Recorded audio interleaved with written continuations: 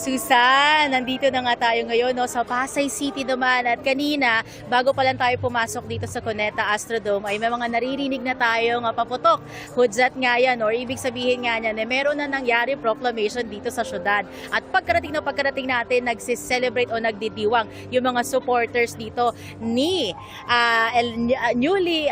re-elected na mayor ng Pasay City na si Emi Rubiano Calisto at ang kanyang boto nagtotal ng 132,928 kumpara yan doon sa kanyang kalaban na si Mr. Wawi Manguera na nasa 88,110 at live na live dito sa Pasay City makakapanayam natin ang re-elected na mayor ng syudad na si Mayor Calisto. Mayor, reacts po, ito po ay pangatlong term yun na po bilang mayor dito sa Pasay City. Ano po ba ang pakiramdam na sa pangatlong pagkakataon kayo ang maluklok muli na mayor ng Pasay City? Siyempre, tuwang-tuwa talaga ako at nagpapasalamat. Una sa po ang may kapal na binigyan niya ako ng tsansa na maparating ko ang aking tapat at higit pa sa sapat na paglilingkod. At siyempre, sa aking mga kababayan, na yung tiwalang binigay nila sa akin mula noon hanggang ngayon, ay talagang pinakaiingatan ko. At ito po'y sinusuklian ko ng tapat at higit pa sa sapat ng paglilingkod. Mayor, medyo malayo po yung agwat ng total votes ninyo doon sa inyo naging kalaban. Dalawa lang po kayo dito bilang mayor. Ito po ba something na expected nyo na? Kasi parang landslide naman ang nangyari for your third term dito sa Pasay City. Sa tingin ko kasi kung ikukumpara kung ano na yung mga nagawa namin at saka yung mga aming pang gagawin, dun siguro talaga nagustuhan ako ng mamamayan. At lagi naman ako, kaya ngayon aking slogan nakikita nyo, nakakausap nyo, kasama nyo, at tapat kayong pinaglilingkuran.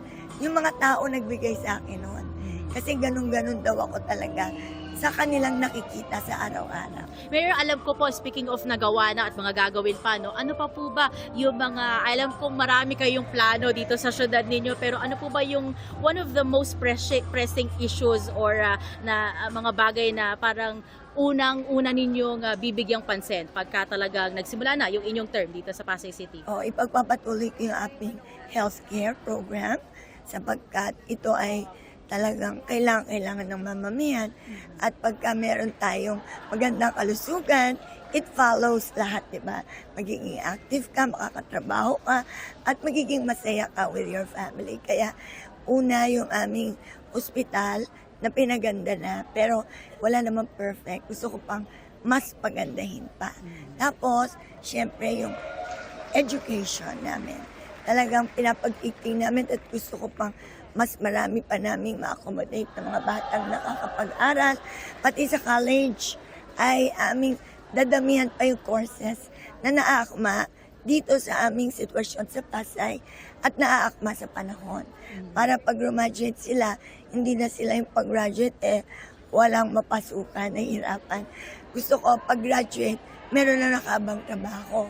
Sapagkat kinakausap ko din ang mga businessmen dito na bigyan ng priority ang aking mga mamamayan na mabigyan ng trabaho dito. Alright, sa lots of Pasay. things to do para po sa inyong plenty. lugar, Mayor. Oo. Sige po. At saka yung aming coastal development. Tama-tama. Kailangan meron din care Oo, sa yeah. environment. Yes, oo, yeah. Sige po. Mayor, last question na lang po. Anything na gusto niyo po sabihin sa inyo pong supporters now that natapos na po, you're the re-elected mayor po ng syudad ninyo? Sa aking mga minamahal na mga taga-Pasay, na dapat kong pinaglilingkuran.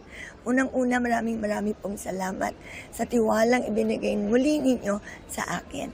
At ito po ay talagang pagagandahin pa ang pinaganda ng mga programa at proyekto hanggat hindi pinakamaganda ang aking maihahandog sa inyo.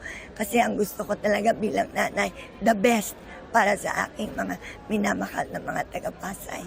At sana po magtulong-tulong pa tayo kapit bisig kasi nandito na tayo, malayo na narating ng Pasay pero pwede pa rin malayo pa ang paroroonan. Kaya ang atin po talagang gagawin ngayon, aside from the healthcare, education, and livelihood, focus tayo sa ating coastal development na kung saan dito maraming oportunidad, maraming trabaho, maraming negosyo ang maibibigay at mapapakinabangan ng ating mga kababayan.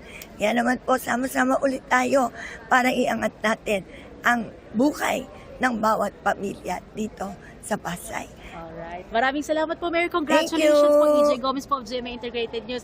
And we're looking forward po sa mas malayo pang paroroonan ng Pasay City. And ayan po mga kapuso, live na live po mula po rito sa Cuneta Astrodome. Makikita po ninyo, sige, taning natin no, sa kanilang mga supporters. Ito po, yung mga natitira pong supporters ni Mayor, kaway naman po kayo dyan. No?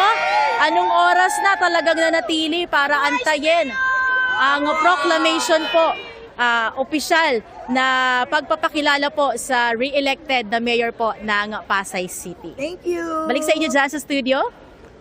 Thank you, EJ. Thank you po. Maraming salamat, EJ Gomez.